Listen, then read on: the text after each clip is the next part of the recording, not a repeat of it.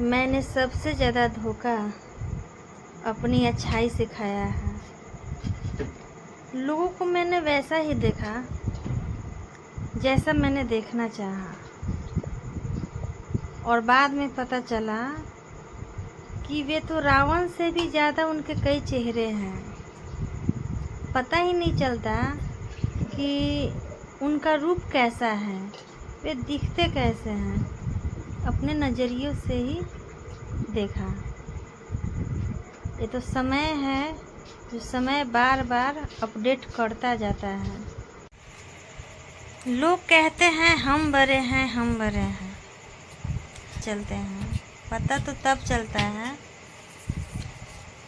जब छोटे भी बड़े बन जाए और बड़े छोटे बन जाते हैं। जैसे कि एक चींटी को देख लीजिए, हाथी को लगता है कि सबसे बड़ा जानवर मैं ही हूँ, लेकिन चींटी उसकी औकात दिखा देती है।